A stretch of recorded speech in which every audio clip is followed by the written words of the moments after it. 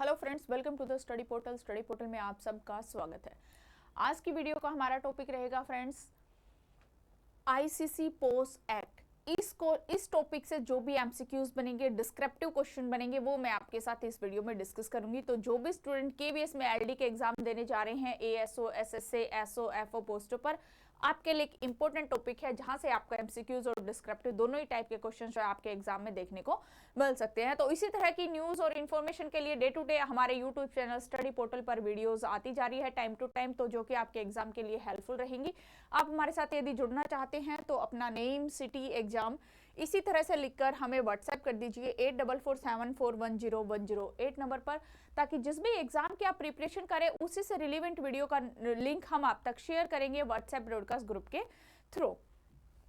इसके अलावा ये हमारे हार्ड कॉपी नोट्स है दोस्तों, जो कि complete syllabus, up to date syllabus के साथ इनको कवर किया जाता है, जिससे कंप्लीट सिलेबस है ताकि आपको बाहर से कोई भी टॉपिक सर्च करने की रिक्वायरमेंट ना रहे। चाहे आप तैयारी करें केवीएस, एनवीएस की principal, vice principal, assistant commissioner, headmaster या फिर एएसओ, एसएसए इन पोस्टों के लिए भी तो भी नोट्स अवेलेबल है, या फिर आप यूपीएससी के प्रिंसिपल, वाइस प्रिंसिपल पोस्ट के लिए प्रिपरेशन कर रहे हैं तो भी नोट्स अवेलेबल है। कभी भी आपको वैकेंसी जो है यूपीएससी की तरफ से देखने को मिल सकती है। साथ ही ईएमआरएस की वैकेंसी भी इस साल के एंड तक जरूर एक बार दोबारा से आएगी, तो आप ईएमआरएस की प्रिपरेशन भी कर सकते हैं हमारे साथ जुड़कर। यदि आप प्रिंसिपल का बैच ज्वाइन करना चाहते हैं तो बैच का ऑप्शन भी आपके लिए है। हार्ड कॉपी नोट्स चाहते हैं तो इस तरह की पैकिंग के साथ हम आप तक डिलीवर कराते हैं। ऑल ओवर इंडिया में हमारी डिलीवरी सर्विस जो है वो अवेलेबल है। बाय कोरियर से हमारे नोट्स पहुंचा जाते हैं। नोट्स ऑर्डर करने के लिए 8447410108 नंबर पे आपको कॉल करना होगा। साथ ही यदि आप क्लास ज्वाइन करना चाहते हैं तो स्टडी पोर्टल एकेडमी ऐप को आप डाउनलोड करेंगे। ऐप के थ्रू ही आपको बैचेस मिलेंगे, चाहे आप चाहते हैं लाइव कोर्स या फिर रिकॉर्डेड बैच, जो भी आपके लिए सुटेबल आप वही ज्वाइन कर सकते हैं। इसके अलावा आपको जो भी बैच ज्वाइन करना है, आप ऐप पर जाएंगे, जब आप सर्च करेंगे तो वहां पर आप अपना बैच लिखेंगे, चाहे आप केवीएस में, एनवीएस में, यूपीएससी, एएमआरएस, आप टाइप करेंगे प्रिंसिपल, वाइस प्रिंसिपल, तो इस तरह से कोर्सेज जो है आपके सामने वहां पर आ जाएगा। तो जो कोर्स रहेगा उसका डिस्क्रिप्शन, उसकी जो डिटेल रहेगी वो साइड में कंप्लीटली अवेलेबल रहेगी। साथ ही मॉक टेस्ट सीरीज यदि आप चाहते हैं, प्रैक्टिस के लिए आप टेस्ट चाहते हैं, तो हमारी टेस्ट सीरीज भी ऐप के थ्रू ही अवेलेबल है। इस तरह टॉपिक वाइज जो है हमारी क्लासेस रहती है, फोल्डर वाइज आपके जो हर सब्जेक्ट को, हर टॉपिक्स को जो है फोल्डर वाइज कवर किया जाता है। चाहे आप रिकॉर्डेड बैच ले या फिर लाइव, दोनों में ही कंप्लीट और अप टू डेट सिलेबस की क्लासेस जो है वो कवर की जाती है। स्टार्ट करते हैं first question. In which year was post act enacted in India? Bharat में पोस्ट अधिनियम किस वर्ष लागू किया गया था? ऑप्शन ए है 2005, ऑप्शन बी है 2013, ऑप्शन सी है 2019 और ऑप्शन डी है 1997। तो चार ऑप्शन है। जो भी राइट ऑप्शन है आप कमेंट्स में कर कमेंट्स करते जाइए, ऑप्शन नंबर टाइप करके, ए, बी, सी या फिर डी। तो यहाँ आपका राइट ऑप्शन रहेगा ऑप्शन बी, 2013 के अंदर भारत में पोस्ट एक्ट जो है वो लागू हुआ था। तो बी ऑप्शन यहां पर राइट रहेगा। नेक्स्ट क्वेश्चन है, which Supreme Court guidelines preceded the POSH act? POSH अधिनियम से पहले सर्वोच्च न्यायालय के कौन से दिशा निर्देश थे? ऑप्शन ए है निर्भया गाइडलाइंस, या फिर बी है विशाखा गाइडलाइंस, या फिर सी है केशवानंदन गाइडलाइंस, या फिर डी है मीनाका गाइडलाइंस। जब तक यानी कि पोस्ट अधिनियम नहीं आया था तो उससे पहले सुप्रीम कोर्ट के द्वारा कौन सी गाइडलाइन थी जो कि मतलब कौन सी गाइडलाइन, कौन से दिशा निर्देश थे? तो यहां पर आपका राइट ऑप्शन है ऑप्शन बी, विशाखा गाइडलाइंस, यानी कि विशाखा दिशा निर्देश। बी ऑप्शन करेक्ट रहेगा। नेक्स्ट क्वेश्चन है, an ICC must be constitute in every workplace having at least? प्रत्येक कार्यस्थल पर आईसीसी का गठन होना चाहिए जिसमें कम से कम कितने कर्मचारी हो? 5 एम्प्लॉइज होने चाहिए, या फिर 10 एम्प्लॉइज होने चाहिए, या फिर 50 एम्प्लॉइज होने चाहिए, या फिर 100 एम्प्लॉय होने चाहिए? कितने होने चाहिए इस गठन के दौरान? मिनिमम जो है संख्या यहां पर बतानी है, तो मिनिमम जो है वो कम से कम 10 एम्प्लॉय जरूर होने चाहिए आईसीसी के गठन में। नेक्स्ट क्वेश्चन है, who must be presiding officer of ICC? ICC का पीठासीन अधिकारी किसे कहते हैं? Option A principal if male, B a senior level women employee, एक वरिष्ठ स्तर की महिला कर्मचारी, या फिर सी एनी मेल टीचर, या फिर डी आ लोकल लॉयर। कौन होते हैं आईसीसी का पीठाधीन अधिकारी? प्रेसिडिंग ऑफिसर होते हैं आ सीनियर लेवल वुमेन एम्प्लॉय, वरिष्ठ स्तर की महिला अधिकारी। नेक्स्ट क्वेश्चन है what percentage of ICC member must be women? ICC के कितने प्रतिशत सदस्य महिला होने चाहिए? ऑप्शन ए है 33%, बी है 50% और सी 75% एंड डी 100%। आईसीसी के कितने प्रतिशत सदस्य महिला होने चाहिए? 50%, यानी कि 50% जो है मेल और 50% फीमेल। नेक्स्ट क्वेश्चन है what is the tenure of the member of ICC? ICC के सदस्यों का कार्यकाल कितना होना चाहिए? ऑप्शन ए है 1 year, B 3 year, C 5 year and D permanent. Comments करिए कौन सा ऑप्शन करेक्ट है। यहाँ पर राइट ऑप्शन है ऑप्शन बी 3 इयर्स। आईसीसी के जो सदस्यों का टेन्योर है वो 3 साल तक का होना चाहिए।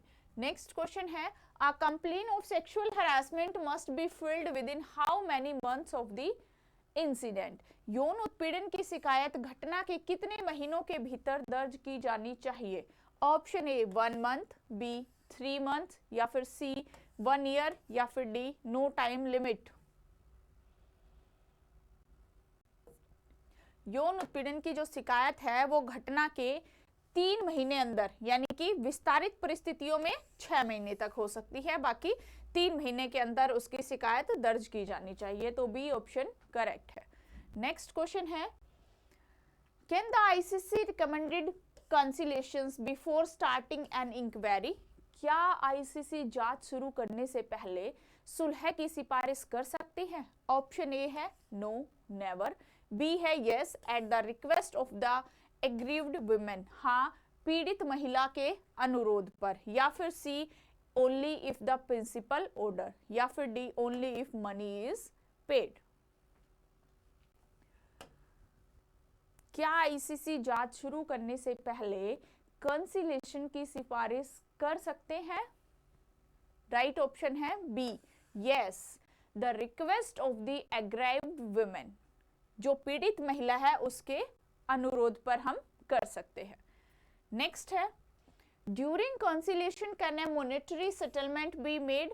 सुलह के दौरान क्या मौद्रिक समझौता किया जा सकता है? ऑप्शन ए है यस, बी है no monetary settlement shall be made, या सी है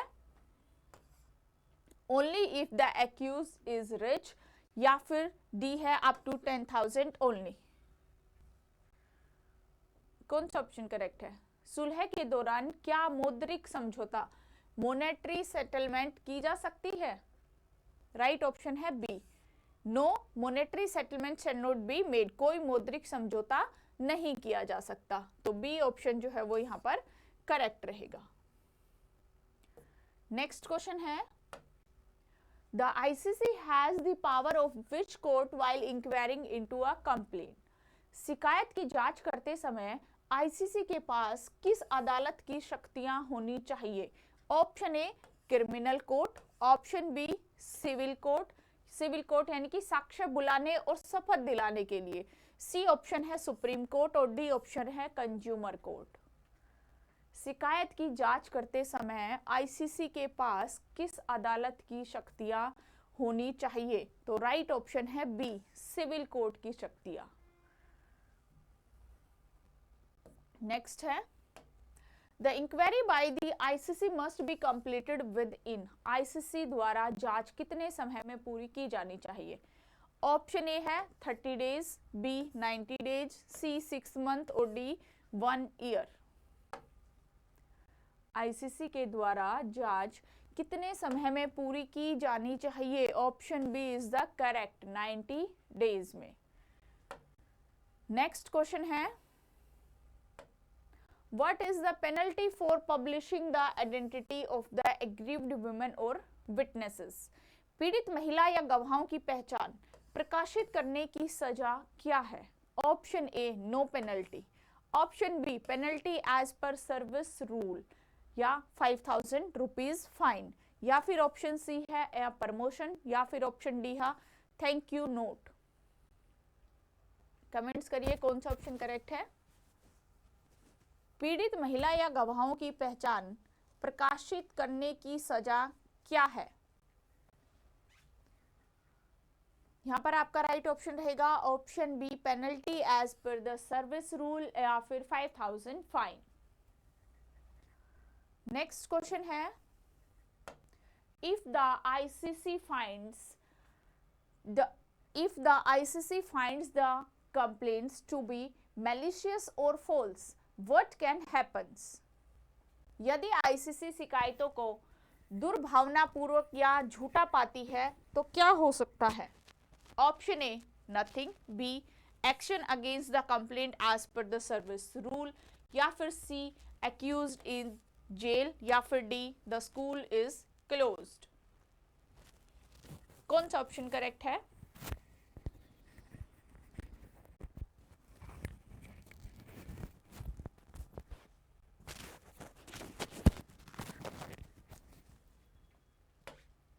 कमेंट्स करिए। यहां पर आपका राइट ऑप्शन है option B action against the complaint as per the service rule, यानी कि शिकायतकर्ता के खिलाफ कार्रवाई। नेक्स्ट क्वेश्चन है the external member of the ICC is usually from. आईसीसी का बाहरी सदस्य आमतौर पर कहां से होता है? Option A another school, option B NGO and association for women causes, या फिर ऑप्शन सी है द लोकल पुलिस स्टेशन, या फिर ऑप्शन डी है एजुकेशन मिनिस्ट्री। कहां से होता है आईसीसी का जो बाहरी सदस्य होता है? वो रहता है आपका आमतौर पर किसी भी एनजीओ से या एसोसिएशन फॉर वुमेन कॉजेज, यानी कि जो महिला कल्याण संस्था होती है उससे। तो नेक्स्ट क्वेश्चन है who is aggrieved women under the POSH act. POSH अधिनियम के तहत पीड़ित महिला कौन है? Option A only permanent employee, या फिर B any women employee, student, visitor, internal, कोई भी कर्मचारी, चाहे कोई कर्मचारी हो, चाहे कोई छात्रा हो, चाहे कोई आगंतुक हो, कोई भी हो सकती है, या फिर ओनली टीचर्स, या फिर ओनली मदर्स। कौन होते हैं पोश अधिनियम में पीड़ित महिला? तो इसका राइट ऑप्शन है बी एनी वुमेन, यानी कि कोई भी हो सकती है, चाहे वो एम्प्लॉय हो, चाहे वो स्टूडेंट हो, चाहे वो विजिटर हो। नेक्स्ट क्वेश्चन है if an organization fails to constitute an ICC, what is the maximum fine for the first offenses? यदि कोई संगठन ICC का गठन करने में विफल रहता है तो पहले अपराध के लिए अधिकतम जुर्माना क्या है? Option A 5,000, B 50,000, C 1 lakh and D 10,000। कितना जुर्माना रहेगा अपराध के लिए? 50,000। तो बी ऑप्शन करेक्ट है। नेक्स्ट क्वेश्चन है what can the ICC recommended to the employer as interim relief during a pending inquiry. लंबित जांच के दौरान आईसीसी नियोक्ता को अंतरिम राहत के रूप में क्या सिफारिश कर सकती है? Option A transfer of the aggrieved women और रेस्पोंडेंट, यानी कि पीड़ित महिला या प्रतिवादी का स्थानांतरण, या फिर granting leave to the aggrieved women up to 3 months, 3 महीने तक की छुट्टी, या फिर restraining the respondent from the reporting on the women performance, या फिर option D all of the above, उपरोक्त सभी। क्या होता है जब लंबित जांच के दौरान आईसीसी नियोक्ता को अंतरिम राहत के रूप में जो सिफारिश है उसके अंदर सिफारिश शामिल सभी हो सकती है? तो राइट ऑप्शन है डी, ए बी सी तीनों ही राइट है। नेक्स्ट है the leave granted as interim relief under the POSH act is. POSH अधिनियम के तहत अंतरिम राहत के रूप में दी गई छुट्टी क्या है? ऑप्शन ए है deducted from the leave account, या फिर option B in addition to the leave and leave the women in is otherwise entitled to, नियमित छुट्टियों के अतिरिक्त, या फिर विदाउट पे, या फिर ओनली फॉर 2 डेज। क्या है अंतरिम राहत के रूप में दी गई छुट्टी? As a in addition to the leave at the women otherwise entitled to. तो B option correct. Next question है व्हाट इज शी बॉक्स?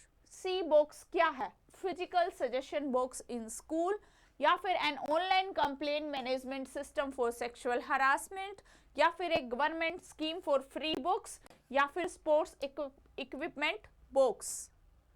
क्या मतलब है शी बॉक्स से?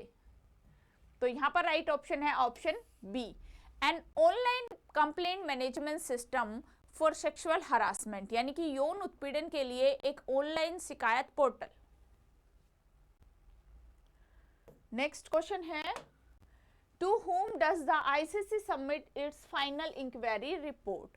ICC अपनी अंतिम जांच रिपोर्ट किसे सौंपती है?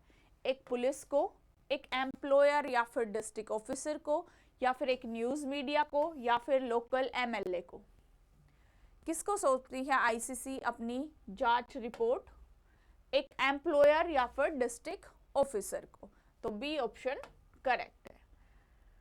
नेक्स्ट है After receiving the ICC report, the employer must act on the recommendation within. ICC की रिपोर्ट प्राप्त करने के बाद नियोक्ता को सिफारिशों पर कितने समय में कार्रवाई करनी चाहिए? ऑप्शन ए है 10 days, B 60 days, C 6 month and D है 1 ईयर। ICC की रिपोर्ट प्राप्त करने के बाद नियोक्ता को सिफारिशों पर कितने समय में कार्रवाई करनी चाहिए? 60 डेज के अंदर। तो बी ऑप्शन राइट रहेगा। नेक्स्ट है if the respondent accused is found guilty the ICC can recommended. यदि कोई प्रतिवादी जो दोषी पाया जाता है तो ICC क्या सिफारिश कर सकती है? एक रिटन एपोलॉजी, या फिर ए टर्मिनेशन ऑफ सर्विस, या फिर deduction of a sum for wages as compensations, या फिर ऑल ऑफ द अबाव। उपरोक्त सभी कर सकती है। जो दोषी पाया जाता है उसके लिए ICC सिफारिश कर सकती है उपरोक्त सभी, यानी कि रिटन अपोलॉजी भी, टर्मिनेशन ऑफ सर्विस भी, deduction of a sum from wages as a compensation. तो तीनों ही ऑप्शन सिफारिश से रिलेटेड करेक्ट है। नेक्स्ट क्वेश्चन है कैन ए वॉलंटियर और the daily wager file a complaint under the POSH act? क्या कोई स्वयंसेवक या फिर दिहाड़ी मजदूर पोस्ट अधिनियम के तहत शिकायत दर्ज कर सकता है? ऑप्शन ए कहता है नो, ऑप्शन बी कहता है yes, the definition of employee is very broad, या फिर ऑप्शन सी कहता है only if they are permanent, या फिर ऑप्शन डी कहता है only if they have degree.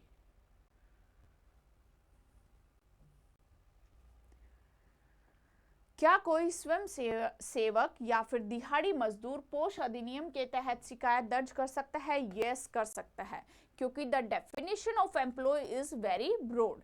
कर्मचारी की जो परिभाषा है वो बहुत व्यापक है।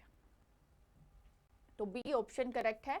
नेक्स्ट क्वेश्चन है who handles the complaint if it is against the employer? Example chairman of the principal या फिर हिमसेल्फ, चेयरमैन और द प्रिंसिपल हिमसेल्फ। यदि शिकायत जो है नियोक्ता जैसे कि अध्यक्ष है या फिर प्राचार्य स्वयं है उनके विरुद्ध हो तो उसे कौन संभालता है? Option A ICC of the same school, या फिर local committee at the district level, या फिर क्लर्क, या फिर नो वन। यदि मान लो शिकायत में जो नियोक्ता है वो स्वयं अध्यक्ष है या फिर प्राचार्य है, तो यदि उनके विरुद्ध शिकायत है तो उसको संभालता है local committee at the district level. B option correct, जिला स्तर पर स्थानीय समिति। नेक्स्ट है the ICC has the power of summon and enforce the attendance of any person. This is a power of. ICC के पास किसी भी व्यक्ति को बुलाने और उसकी उपस्थिति लागू करने की शक्ति है। यह किसकी शक्ति है? ऑप्शन ए है हाई कोर्ट की, बी है सिविल कोर्ट की, सी है सेशन कोर्ट और डी है ग्राम पंचायत।